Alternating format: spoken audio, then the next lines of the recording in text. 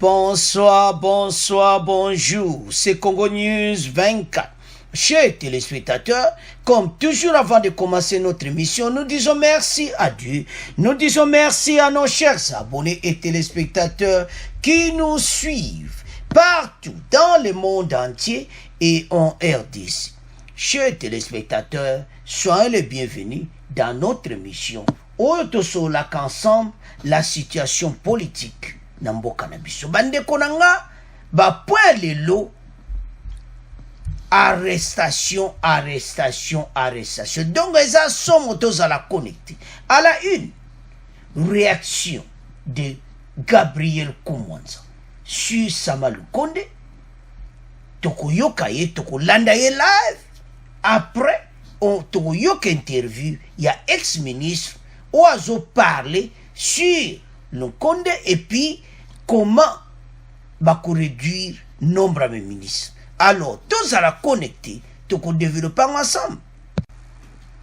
Deuxième point, chers téléspectateurs, Ndenge Tolobaki, arrestation, bande konanga na arrestation. Au Katanga, des officiers à phare des armées, na la policier aux arrêts sur incursion Yabakata Katanga. Alors, baza transféré à Kinshasa. Donc, on développe ensemble.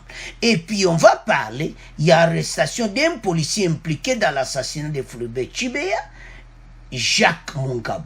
Arrêté et transféré à Kinshasa. Donc, bango tout baza nandolo, kuna ezaya kuyinda. Alors, tous à la connecter. Troisième point, chers téléspectateurs, mouton en justice pour tentative d'assassinat. Bande kolikambo ba bengela kiye parce que na invitation ba koma kiti alors ba komeli suko ba lobi ke tozo benga yo pour na tentative d'assassinat et puis ba torture ba dossier donc somme. Alors tous à la connecter tout qu'on développe ensemble. Alors chers téléspectateurs, réaction de Koumonza Oboyebi, donc, na Katanga, Bandeko Alobi. Il a parlé de tout. Alobi comment? Ba Katangi faut ba remercier Koutoufati. Parce que, oye wutko lekawa, Alobi na incursion ba Katakatanga. Le lundi, ba nommé Premier ministre Katangi. Bandeko, Sokolani Papua Zaki Claire Bogoyoka parce qu'il est temps dans tout ce qu'il a gêné temps. Azana ba défi à Kosakana ngote. Parce que Soko a kokiti ba Congolais ba kotelema biso nyonso tokolo wa mabe toloba non tozo ke mema mboka wapi tozana sentimate mais pour le moment te souhaiter bonne chance. Parce que ceux qui va colonner, qui va Koumonza, baza couper ça y chance. To boite qui baza même région à Katanga, y a le but quand même va pécier peu honneur. Mais, ba Congolais bazo tala na ndenge mususu. Ba défi to zanango. Boko yoka, na deuxième partie, interview, y a ex-ministre sur le Conde pendenge nini ba défi o azanango comment taya gouvernement kokozala. Alors bande konangai Sama le Conde azana problème pour kozala premier ministre c'est pas ba Congolais faut pika na moment réseaux sociaux alfa zala makasi en esprit. Pense à nos joie réponse ya osando fachi beni fa entraîner pour fachi moi leki nango ba critique malwa mabe fachi a leki nango fachi siko fa entraîner ces jeunes oya za habitué te ya ba momoko déplacer panaye parce à osala affecté. Par exemple ce que les ba Congolais ba lobaka na réseaux sociaux il peut être affecté. Alors il faut pas préparer bien, qu'on expliquer que place yoza, n'a pas de défi yoza nango. kamoko problème okoyoka bakongole nde bakoloba na réseaux sociaux. Donc biso nyonso tozozela mboka ebonga, mais toyebake mwana bato akuti mboka par terre. Ilunga akomoloba que voilà, ça n'a pas marché parce que par conseil des ministres, il y a le président Moutazaï Kosala Yangonga. Non. Quel échappatoire? Bo détruire Mboka. Les lobos ont un problème sérieux. Bande konangeza somo. Batouana ba ilunga, bazana problème sérieux. Mais, Moutako couvrir aussi les jeunes le Condé. Alors, Bandekonanga eza pasi na situation au Azanango. La nomination du nouveau Premier ministre Jean-Michel Samba le Condé suscite beaucoup de réactions d'être Tchelibinoan. Si la plupart jugent judicieusement sa désignation, d'autres veulent les juger à l'œuvre. Il y a un gros problème au Tozoloba. Au lieu que tu juges la désignation, tu juges la misala. Qu'on attend. Et le mine de comment on va commenter. En tout cas, de quoi on a. Makama komi. A lobby. Tu sais là et tu pèses kaka 1 mois. Ah, bah bon na bisoto. Donc yenenga zawana. Il faut bongisa. Parce que ba réaction est de diviser. Et à Moussou Bazolo Malam, Moussou Bazolo Mabe, mais, et l'autre message est venu pour qu'on ait l'eau. Si la plupart jugent judicieusement sa désignation, d'autres veulent les juger à l'œuvre. Tout juger na œuvre, au Yakosala. Parce que ça fait mal dans la banité, tout bani ko boit qu'elle est ma banga. Ce n'est pas ça. Tout c'est la totale. Bisognon sous ton loba tozozela. Alors, sans plus tarder, Toyoka Koumanza, bon, tu continues mission. Si vous n'êtes pas politicien, faites-vous marche. On n'a pas cette aptitude-là d'appréhender la vraie portée politique d'une démarche de quelqu'un. Voilà, pendant qu'on criait ici Katakatanga dimanche, lundi, on nomme Katangé. Maintenant, il va faire quoi? Akate Congo.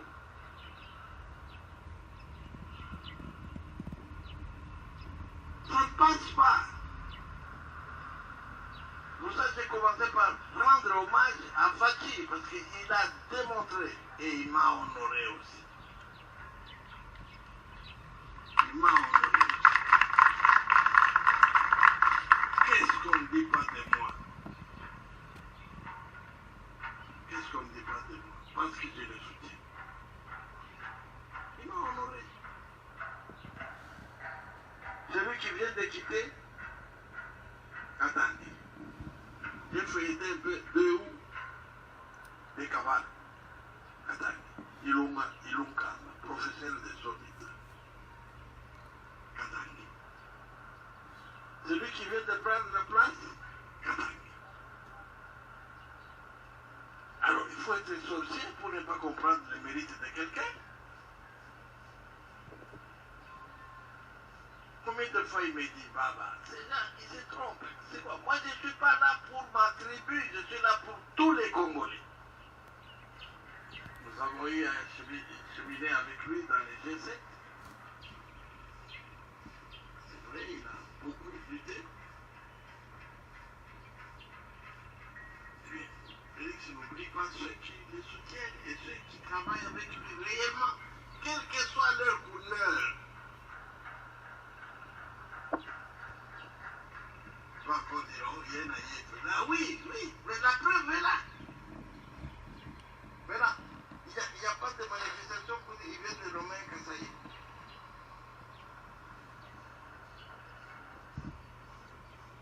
Ou bien il a changé de nationalité. C'est une honte. Parce que ceux qui crient depuis aujourd'hui, Katangé n'ont rien fait pour les Katangais. Alors, chers internautes, chers téléspectateurs, Tolandi Bissonyos, Totika, et ça sonne. Même ceux qui crient les Katangé, bah ça les lokomoboti. Et ça m'a un message, on fait kota Congolais nyos. Fatia zawana pour tout le monde. Soka tiaki kasayona, ma kelele liswa kosaka ananguti. Mais il est là pour tous les Congolais. Acheli bino Katangi. Bandeko, Shawana ezana ba perspective ebeli. Biso zomono kakabou. Oui, il est jeune. Mais, achewana po kakaza genti. Mais batali potentialité azanango akoki kosala. Musala moko bien. Mais, neto tcheli binoana, d'autres veulent les juger à l'œuvre. Wanangana za pour tout juger na ba œuvre ya kosala. To bandaka lero te ko bwaka mabanga.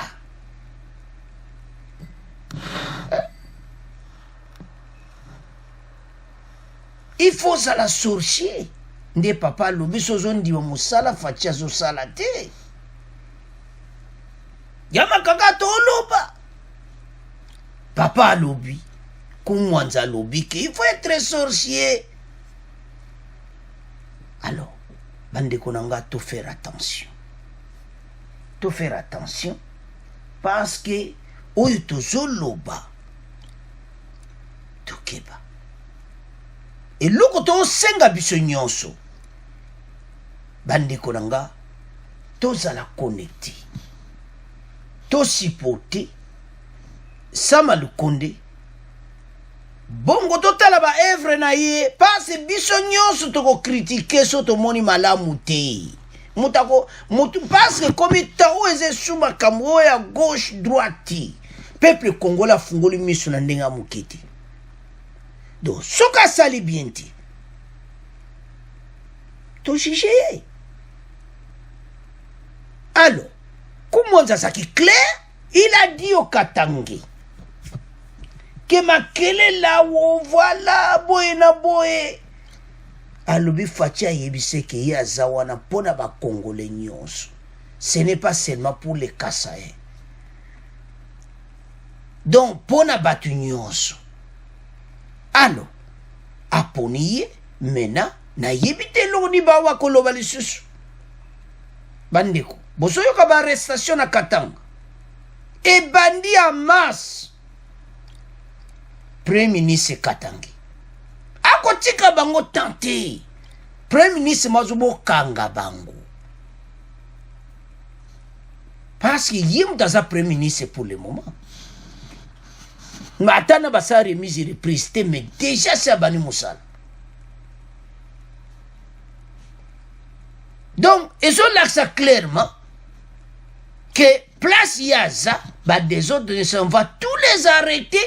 Nde bazana botoko ya tozo ya na deuxième point bazana ndolo transféré ba officier armé et policier eza ya koyinda na mission bande konanga tangu tozo mona misala abo il faut to lukato supporter au lieu to bana ko bamba mabanga awa biso to za ko toko apuyeti to yebi na ya kusala te so ko sak malamu ou bien ma bé, mais l'autre a tout tique les temps. À Evre, et puis, tout le monde a dit. Alors, tout qu'est-ce qu'on a deuxième partie? Interview à Naboyoka, ex-ministre. Il va parler pour Naï. Sama Lukonde. Parce que, et ça partage. Togoyoka, Emmanuel Ilunga, ministre honoraire aux affaires étrangères en charge des Congolais de l'étranger. Oh, il y avait mon temps, on va chercher un abisso étranger. Bon, vous comprenez. Donc, Toyokae sur le Condé. Il va parler à quoi expliquer. Parce que, pour le moment, biso nyonso, bookende ya koloba se penche na choix ya chef de l'état toza na confiance à chef de l'état donc na so toza na confiance c'est que aponi mutu ya bien parce que so aponi mutu ya mabe faci aomonaki bato nyonso baoloba nini yango lisusu non tolingi yango ezala te tolingi nde mikolo peuple azokumisa faci econtinue ke ekoma lisusu ke lukonde ekondo kwa barrière azosala mosala bien te alors bamessage nyonso ekozonga epa faci ya mabe faci ayebi on n'a qu'à s'incliner à la désignation oyo po to avance mboka totika okuna oyo alobi no alors sans plus tarder toyoka ex-ministre honoraire donc ministre honoraire aux affaires étrangères je m'excuse ministre honoraire aux affaires étrangères bon to continuer mission na biso. Ilunga, vous êtes ministre honoraire aux affaires étrangères en charge des Congolais de l'étranger, aussi ministre intérimaire honoraire aux affaires foncières. Vous êtes membre de l'Union sacrée de la nation. Emmanuel Ilunga, depuis lundi, la RDC a un nouveau Premier ministre. Comment avez-vous accueilli le choix de Sama Lukonde comme Premier ministre de la RDC? Merci beaucoup. Vous savez, en termes de choix des premiers ministres, c'est la volonté régalienne du chef de l'État. Et le chef de l'État a des objectifs qu'il s'est fixés lui-même. C'est en fonction de ces objectifs qu'il choisit son premier ministre, donc la personne avec qui il va collaborer dans le futur. Donc, nous ne pouvons que nous incliner par rapport à ce choix et les saluer et souhaiter vraiment plein succès au nouveau Premier ministre et que Dieu l'accompagne dans sa tâche qui est très difficile, nous le savons. Après la nomination du gouvernement, quelle devrait être selon vous la taille du prochain gouvernement?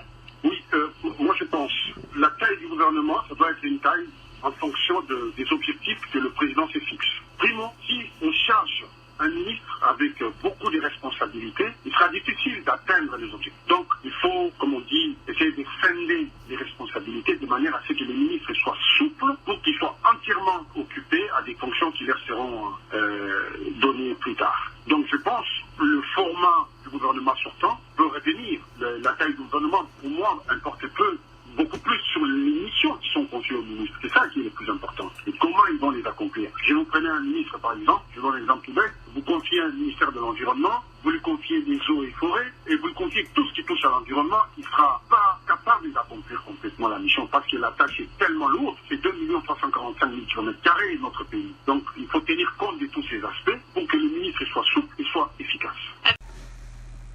Alors, bandeko na nga tolandi biso nyonso ministre ndenga utoloba wana bango bazobima na bango donc kala te bakoma ba ex boziskizine bandeko lobaki ex ministre donc bazolongwa kala te. Alors Emmanuel Ilunga, ministre honoraire aux affaires étrangères en charge des Congolais de l'étranger, il y a l'obligé décision chef de l'État jutos en a confiance à chef de l'État azabe membre union sacrée ministre wana. Alors il y a lobby quand même sur la taille du gouvernement. Il a même expliqué qu'à poto kataki bandeko. Donc, quand Mwandamboana, poto sa émission. Donc, il y a lobby que, ba ministre baza battu, il faut ba kotsaka ba recette. Donc, ba recette et kotaka. J'en suis sûr, il y a une affaire étrangère, azo kotsa ba recette. Nandenga mabete. Donc, lobby que, ce qui va ministre nyonso ba kotsa recette donc bongo pene côté ben la trésor public. Alors chef de l'État poni tous en a confiance à chef de l'État. Donc selon lui la taille du gouvernement eza kaka taille te mais batu ben individu bango moko oyo bakopona parce fati fasola na ba ministre koyeba ayokaye parce que des soiseaux comme ministre et ministre. Parce qu'on a déjà la terre gouvernement Fatia strict. Donc, tout ça la moitié, il y a tout ça, ils ont caliboso. Donnez un exemple, affaires étrangères, la coopération internationale, cause à l'ensemble. Au lieu qu'ils ont la différence. Le ministère est belé à la fusionner. Pour réduire les dépenses. Le salaire est qui m'a cassé. La taille du gouvernement. Donc, Ilunga atiki donc Mawatru ayokuta avec 65 ministres na ebite so azosola na bango nyonso bande koza msala ngai kitoko te makambo union sacré oyo na France pe basala nani basala kango Emmanuel Macron Emmanuel Macron sangsa bato ebele nde bozomona lelo France ndenge ezali to avance mboka ozala moto à gauche moto à droite awa eza makambo wana te tosangana to avance donc neti moto mona centre centriste donc c'est ça union sacrée ndenge moko pe yaka tosanga to continue mboka. Alors taya gouvernement ba français baza quand même ba pays mo eza na mbongo mais biso to l'équipe on a nombre ba ministre c'est trop, il faut qu'on fusionne yango et que ça la bien net décentralisation bonjour beaucoup de na ministre de l'intérieur do bobomi yango complètement de toute façon on invite batouana ba oya le sus pour baza l'union sacrée. Alors le gouvernement de l'union sacrée il faut un gouvernement moko tout le monde a ampleur la bonté donc baza la pena bateau bazo travailler pour le peuple baza la bateau te baza égoïste ko travailler pour na bango moko et puis ba côté ba recette na trésor public baza la bateau en boko milaité auto vivront pendant les 18 ans bande konanga ba message na biso to komaka biso nyonso eyokanaka kukatsake okomino eyokanaka makambo ata ya gouvernement moto nyonso na réseaux sociaux akomaka lelo tokomi wapi ekomi yango. Donc Sama Lukonde a un dossier liboso na ye premier ministre na pays oyo eza monene lokola RDC nde tolandi donc aza na badefi ya osaka na mote este wana mpona kokotisa kimia katanga kimia evanda mpona libela aloba ndeko na ngai olieke tobanda kobamba ye maba bakoloa mabe toshuete nanu tozela bana ba evre biso nyonso so tomoni mabe tokoloba olieke tobanda kaka boye moto akoti oh voilà kabiliste oh bwena bwe non komwanza utoloba wana ke il faut zala ndoki biso bato tolobi ti po soko ozomona makambo faci azosala ti na bango mo bakatange bakomi donc baza confondu bazocomprendre faci ti l'homme de stratégie omonda kangi bino bolobi le mabamba motala bo premier ministre katangi emoni mbala moka ka kotika 3 jours barestation kosakana en cascade premier ministre bandiko azoya na moto osakana ti na ndinga mabete metozela banda po barestation to monde bakangi bakatange bajiba na vol direct Kinshasa metozoya na point.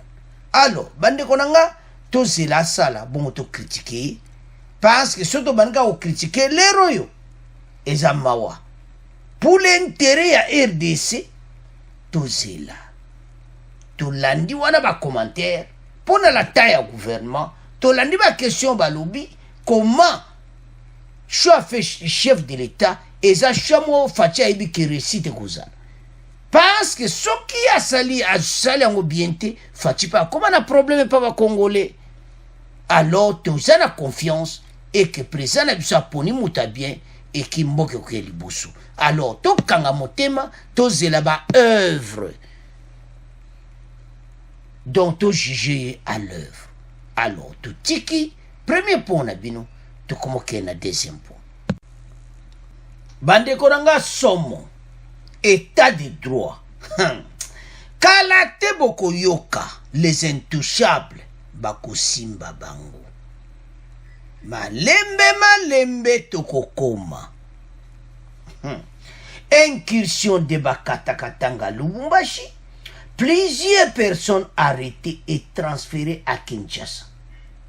Quelles sont ces personnes? Des officiers d'armée et de police aux arrêts. nde tozoloba wa bazana ndolo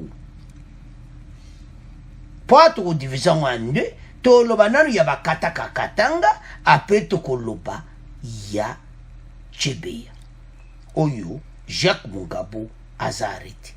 Alors avançons avec bakatanga. Plusieurs personnes ont été arrêtées et transférées à Kinshasa dans l'affaire de l'incursion des miliciens bakatanga. Bandeko biso nyonso toyokaki, biso nyonso tolandaki comment balinga bakende kobuka maison d'armes ba officier armé ya FARDC ba complice. Usomona bandeko.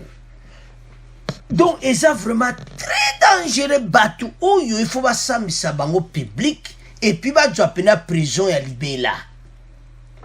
Mais plus de 20 ans de prison ba officier armé oyo FARDC oyo bakangi. Pele boya kotala bango wana bazabe ben filtré. Alors bandeko na qu'est-ce qui s'est passé? Bakatanga bakei kobuka bakeba buka ndako ya Menduki. Donc c'était planifié par des officiers armés. Parce que on peut pas y aller au kota kuna kokirubuka Menduki, il faut officier mon armé à l'Aksabango et des policiers aussi. Parce que c'est mon quoi garde républicaine, mon sous et ça peut notre dépôt ba armes ou il peut na katanga. Mais comment? Le pays passe chaque province nous en a ba dépôt d'armes. Au Kalikambu, alors Menduki ebimi et ça nini et Salimassou. Mais si on ba katanga ba le bus photo buka kaka maison d'armes to yiba Menduki. Donc pour moi comment na kati ya FARDC tous en a traître et belli. Le temps en est sili. Oh, vous t'as origine ba voisin, tana bango esili. Bako kanga bango. Alors, bande konangai, ingeza la somo, soki ba resiraki. Soki pene ba bukaki ango don, ingeza apena mobulu. Mais, ba resirti. Qu'est-ce qui s'était passé? Bakangi batu oyo passe bango bakata katanga bakoki jamais koyeba place ba arme wana ezali. Alors il faut ezala les officiers bapasaki yango. Une dizaine au total se trouve certains officiers de l'armée et de la police. Bango 10, plus de 10 d'autres, sur une dizaine, donc déjà 10 personnes. Botalaka 10 officiers armés na police. On compte aussi les présumés éléments de Maïmaï et l'ancien porte-parole de Kungu Mutanga Gédéon. Bakangi na ancien porte-parole à Gédéon. To yemoko Gédéon denga zawana kalate. Parce bakangi porte-parole là. Bande ko katanga ezala kunyinga tala. Tango tozo mona o fatia poni katange premier ministre bande ko il y a une stratégie zawana. Il y a tala ka musika. Awa. Loko bato bazona ba ide o tozo jeune oyo. Katange o azana ba boule moko fresh tozoye comme ça yemwa bana kokanga bande ko ne bakatange. Eza ya koyinda esi eyindi. Andeko pourquoi toujours? Parce que ndenge za mote peli 10 officiers armés et policiers transférés à Kinshasa bazana ndolo basubani ko lia mbala na Christian Ngoi masolo e bandi kitoko ndenge tolingaki. Parce que quand makambo incursion oyo eza lié na makambo Chebeya. Tango bakangi bowana. Ba on peut pas koloba. Oh, kutu eza bo. écoute eza boyebo ozare badenganga eza somo parce que situation oyo eza pena mobulu mpe kokontinue te avec des incursions pareilles parce que na dimanche wana ils ont attaqué 2 dépôts d'armement 2 mibale ya garde républicaine na ya FARD attaqué yango les 2 dépôts d'armement militaires de Kimbembe dans la commune annexe et celui de Kibati au quartier industriel dans la commune de Kapemba à Lubumbashi. Pongo soki bazwaki minduki wana lelo bakatakatanga me basasi mboka. Alors bakangi officier wana toki esiko na officier armé na policier bande ko pesa ba commentaire belete na armée na biso ya trop des infiltrés parce muta ko sa ba plan oyo peka ka infiltré ka donc de basawana parce ya batu ya se ba kufi na makambo oyo alors bango bakozala na prison moko makasi. Ce sont bata RR na bata ba BR na do batwa na ba voisin il faut ba luka to éviter. Mais je ne suis pas sûr que na gouvernement si va ko tchabang. Comment un officier armé un mopaya azo commander armée na bisome akoboma yango yango zomona ketozo FARDC zo réussir. C'est ce qui se passe le scénario à l'est. Bande ko likamo faut dans lobelango ke ba oyo ba voisin ba to ba zo ba place na kata gouvernement ba zoati. Et puis ministre de la défense au Akotia il faut pas luka ba sana na kati armée wana yo oh général originaire d'où il faut quand même yeba hein pas ça trop des infiltrés. Alors parmi bato ba transféré to souhaiter que la majorité baza ba infiltré et kozala kitoko ozare nandulu to le kasiko na deuxième partie oya Tchibea. Arrestation d'un policier impliqué dans l'assassinat de Floribert Chebeya, Bandeko Jacques Mungabo, arrêté et transféré à Kim. Ce sous-officier de la police nationale congolaise a été cité par 2 de ses anciens collègues du bataillon Simba comme étant l'un des meneurs du commando chargé d'assassiner M. Chebeya et son chauffeur Fidel Bazana.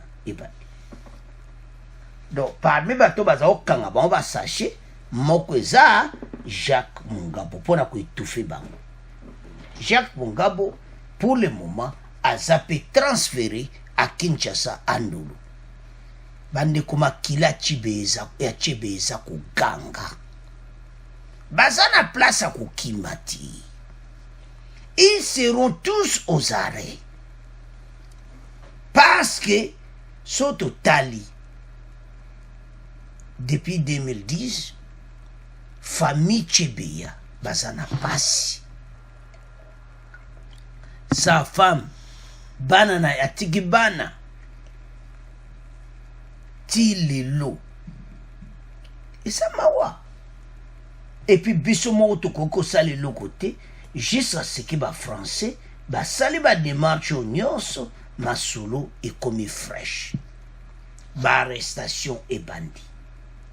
Donc tribunal bande konanga to zala l'aise ndena mu bazo kanga bati oboyi parce que zanini alors jamuga bonana tindaki oh bozana loba te loba allez atangi tanga otanga wana za biso tozo landa allez baki bakangi bayene parce que pour inde baza bazo memango malembe justice abso baza maïli bakanga grand maître na suka. Pourquoi? Tous un exemple à Kameri.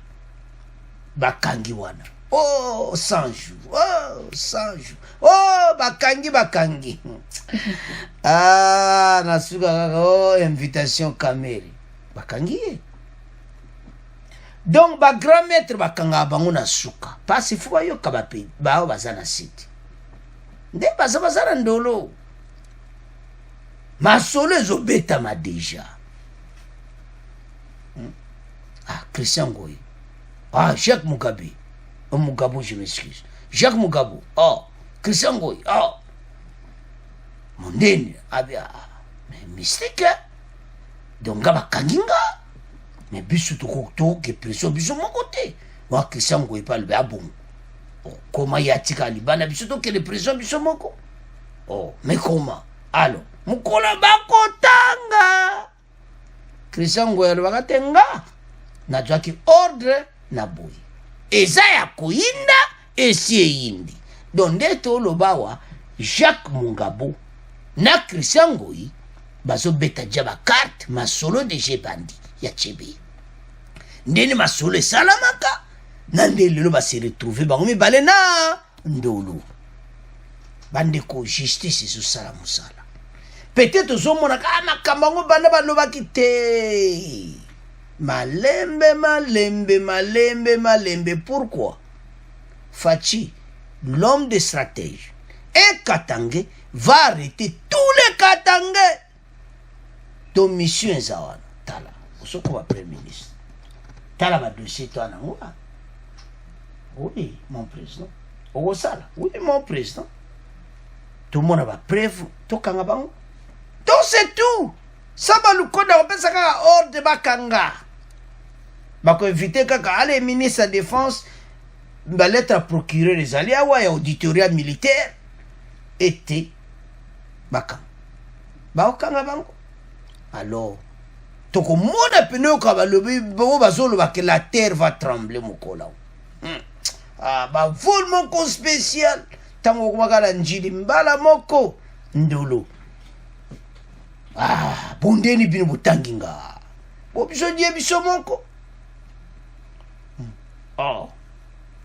Yomuto tinda kibiso ngapita yomuto tinda kibiso biso to koloba bongo eza ya koinda esi yini donc ndolo déjà basi bakomi combien so 3 comme ça na makaba Chebe donc ndolo déjà basolo ebandi donc tango makama boye bimbande konanga boye bake l'état de droit ekosala musala to komona justice ya Chebe bakukanga les intouchables baokena prison eza ya koyinda esi eyindi totiki deuxième mpo na bino tokomi na troisième. Alors bandeko na ngai motonde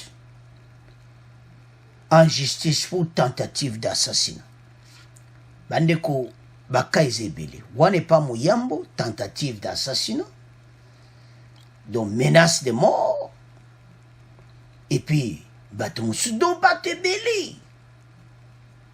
Alors attendu ce jeudi à 10h au parquet, Caleb Mouton n'est toujours pas arrivé. Zéla. Donde Toloba. Je ne suis pas sûr que... Alors, qu'est-ce qui va se passer?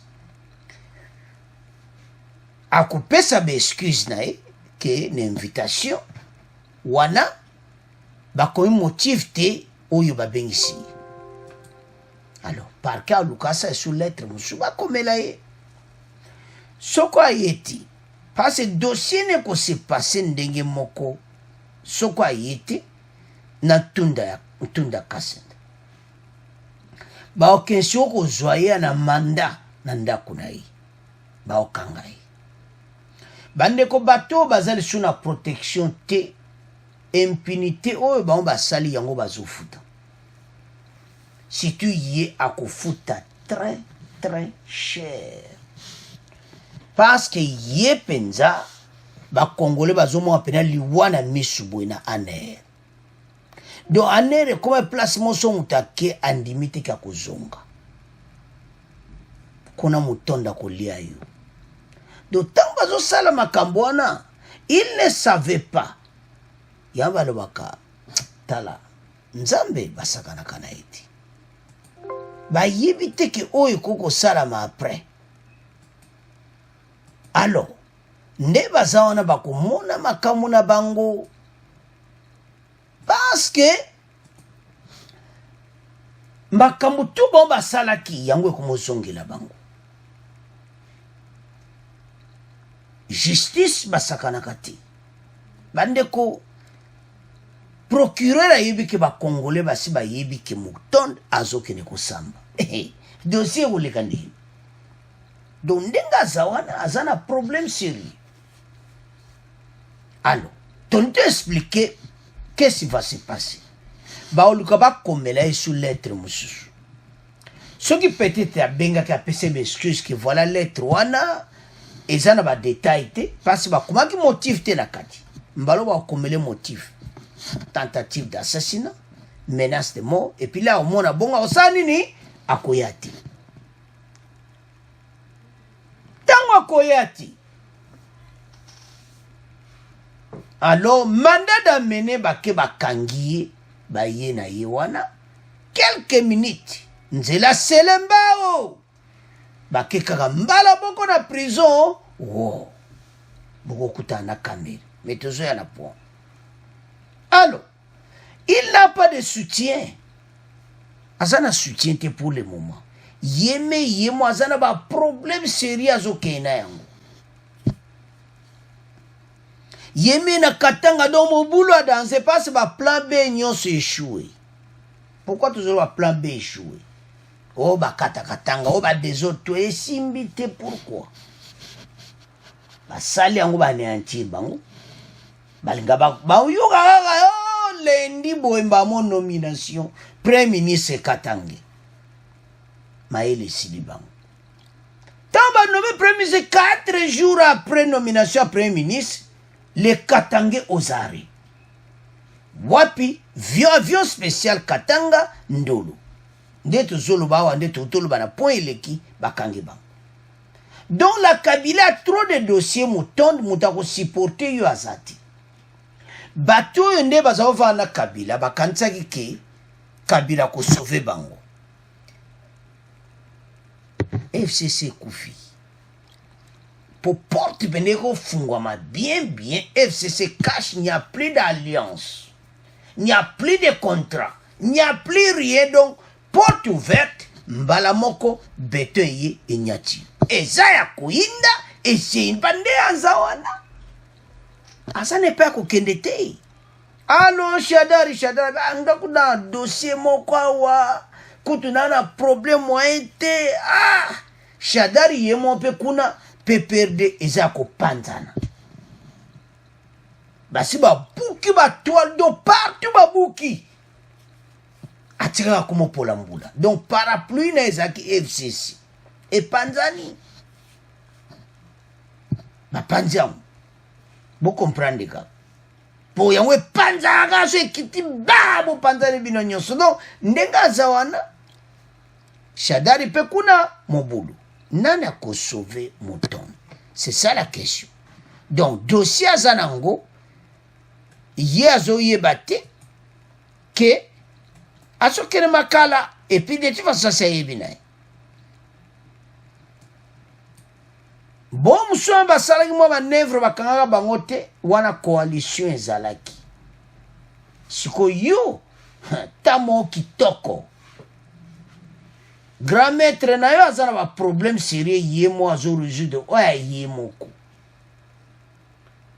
Entourage a bato ba eba kite ke Kabila kosundola bango. Ba eba kite. Kosundola ku te do ako kane soute pour autorité za soute. On a tout récupéré. Pouvoir nyos na maboko afati. Alors, état de droit en marche, makambo nyos ya sala ki fo ba kangai. Tant qu'à bas que nous rejoignons, parce que l'être mi balé ko kende, ba ke ba kangi ba memi. Da banaka ko expliquer kaka ba l'accès ba on ba preuve. Ba de ko justice na biso bazama ele.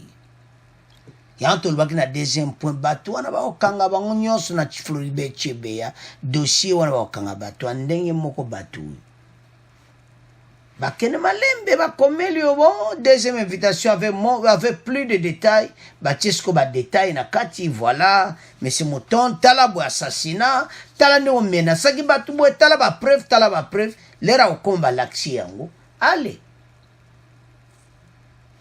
tango kota na question kamere bana 10h tilenin 22h et 19h bana 10h ti 19h yo 10h ete le ba yo kango ba memio bakena yo ale mbala moko makala arrivé à makala bokuta na kamere allo bonjour kamere oui bonjour mouton comment ça va amenga ba junga ndeni amenga pe na sande yo salaki yo bakomela ko première invitation kete mais nga pe première invitation na kene kete wara kamere siku donc yo pe ami yalbo kene ete alors yami bale siku ke mobulu alors masulu bandi la république des juges bandiko wa motondo atunebo yo mutu za pembeni yaza ndeni makamuna kokanga batu boye kamera FC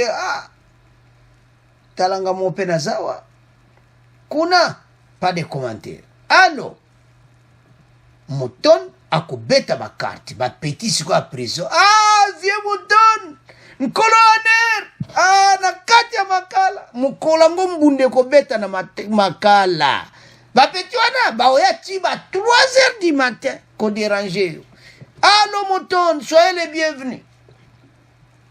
Donc mona makamu na ye pokuna toyokaki masulu tango kaka yo mutu asikoyi okovivre yango ndenge aza wana esili kala ta kolata chemise wana bleu na jaune oyo tu bazofuto basaki bakongole bakotinda manda bake kokanga ye bandeko toza awa bakotika te parce déjà baza na bapreuve indépendance de la justice mutu akokotelo aza te bato bazali kobenga bafone kala baza baomona badossier très sérieux alors bandeko na nga eza mawa motondo zare c'est à ce point tokoma clôturer émission na biso bo abonner massivement merci na bacommentaire au revoir à la prochaine.